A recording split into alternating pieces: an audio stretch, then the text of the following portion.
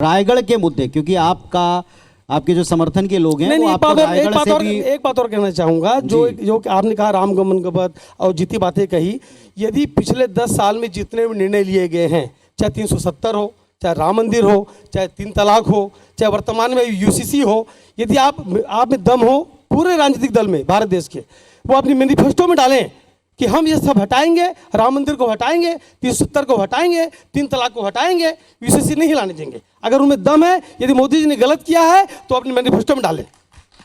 ठीक है, ये जवाब बोल दे देंगे, लेकिन मेरा ये कहना है बार बार आप जो कह रहे हैं रायगढ़ को लेकर भी आप कुछ बात करें। रायगढ़ पे भी आएंगे। आप जो बार कह रहे हैं कि ये छीन लिया, वो कर लिया, ये कर लिया, मैं नहीं कह रहा हूँ। कांग्रेस पार्टी कहती है कि आप लोगों ने केवल बात की है, उन्होंने करके दिखाया है, वे असल काम पर जा रहे हैं। नहीं, वो तो सब काम करेंगे। आपके पास 15 वर्ष मौका था।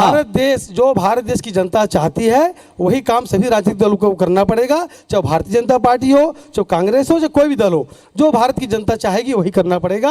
और जहाँ तक रायगढ़ की बात है, रायगढ़ एक खूबसूरत विधानसभा क्षेत्र है। रायगढ़ विधानसभा शहर और ग्रामीण दोनों इसमें समाहित है। 3 तरफ पहाड़ से घिरा हुआ है, वनांचल भी लगा हुआ है। जब एकता रोड में जाएंगे आप, मेडिकल कॉलेज बना है, बहुत स्वर्ण दृश्य है। आप लेलूंगा जाएँ, धर्मजगढ़ जाएँ, जसपुर जाएँ, कुनकुरी जाएँ, पुराना रायगढ़ जिला हमारा बहुत ही सुंदर है।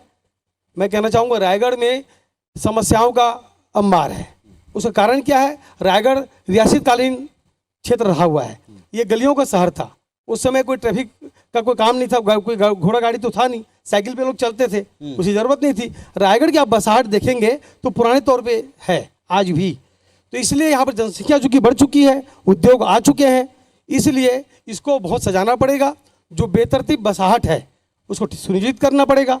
बड़े बड़े बिजनेस कॉम्प्लेक्स बनाने पड़ेंगे, पार्किंग की व्यवस्था करनी पड़ेगी। ऐसे बहुत से मुद्दे हैं रायगढ़ के लिए। सामाजिक समीकरणों का इसमें बड़ा योगदान होता है। अगर आपको मौका चाहिए, अगर आपको टिकट चाहिए, तो ऐसा माना जाता है। सामाजिक समीकरण ऐसा बताया जाता है कि आपके फेवर में है।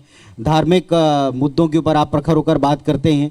क्या उम्मीद आप रखते हैं रायगढ़ की जनता से? नहीं, आपने कहा टिकट चाहिए, मुझे टिकट बिल्कुल नहीं चाहिए। नहीं, आपके चलिए, मैं थोड़ा बदल देता हूं। मैं कहना चाहूँगा आपके समर्थक आपके लिए चाहते हैं। नहीं, मैं कहना चाहूँगा मेरे से बहुत सीनियर प्रशंसक चाहते हैं। मैं एक मिनट पुनीत जी, मेरे से सीनियर बहुत से लोग हैं, उन्हें बहुत काबिलियत है, वो मेरे से बहुत अच्छा कार्य करेंगे। निश्चित रूप से उनको मौका मिलेगा।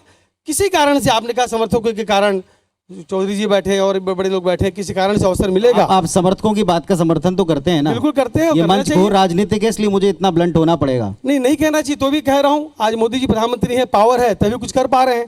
यदि वो भी मेरे जैसे सामाजिक व्यक्ति होते तो रोज बोलते रहते, कोई सुनते नहीं उनकी बात को। चलिए, ओपी जी बहुत मुस्कुरा रहे हैं। ओपी जी, भांचा राम जिस अंदाज में कांग्रेस पार्टी ने ऐसा बना लिया है कि ये हमारी ही एक तरह से सोच थी, जिसको दरअसल ये छत्तीसगढ़ की सोच थी जिसे कांग्रेस आगे बढ़ा रही। दूसरा, छत्तीसगढ़िया अस्मिता से जुड़ा चेहरा, यहाँ के खान पान, व्यवहार, संस्कृति, उनको कांग्रेस ने जैसे उभारा। क्या जवाब है बीजेपी के पास इसका? दोनों का जवाब दूंगा तसल्ली से पुनीत जी। कांग्रेस की मूल राजनीति तुष्टीकरण की राजनीति रही है। मैं 4 पीढ़ी के उदाहरण दूंगा। पहली पीढ़ी, गांधी परिवार के पहली पीढ़ी पर मैं नेहरू जी पर आता हूं। 1956 में हिंदू उत्तराधिकार अधिनियम लाए हो, हिंदू महिलाओं के लिए बहुत प्रोग्रेसिव स्टेप था, लेकिन उसे मुस्लिम महिलाओं पर उन सामाजिक सुधारों को लागू करने की हिम्मत नेहरू जी नहीं जुटा पाए। पहली पीढ़ी का उदाहरण। दूसरी पीढ़ी पर आते हैं इंदिरा जी के समय में। 1966 में गौ हत्या पर प्रतिबंध लगाने के लिए साधु लोग मांग कर रहे थे संसद के पास। 1966 में इंदिरा जी की सरकार ने उन पर गोलियां चलवाई। ये दूसरी पीढ़ी का उदाहरण। तीसरी पीढ़ी राजीव जी के समय पर आते हैं। 1986 में बहन इंदौर की माता साहबानू, मुस्लिम माता, उसको 3 बार तलाक बोल करके तलाक दे दिया गया। वो अपने जीवन निर्वाह भत्ते के लिए प्राप्त नहीं कर सकती थी मुस्लिम पर्सनल लॉ के कारण। वो अधिकारों की लड़ाई लड़ते लड़ते सुप्रीम कोर्ट तक गई। सुप्रीम कोर्ट ने उसे जीवन निर्वाह भत्ता देने की बात कही, लेकिन उसे भी राजीव जी की सरकार ने मुस्लिम कट्टरपंथियों के दबाव में बदल दिया। ये तीसरी पीढ़ी का उदाहरण। और चौथी पीढ़ी में सोनिया जी के समय में मनमोहन सिंह जी को कहलवाया गया था कि इस देश के संसाधनों पर पहला अधिकार अल्पसंख्यकों, विशेषकर मुसलमानों का है। ये 4 पीढ़ी का उदाहरण है। ये कांग्रेस की मूल नीति है, तुष्टीकरण की नीति है। अल्पसंख्यक वोटों के सहारे वो आगे बढ़ना चाहते हैं।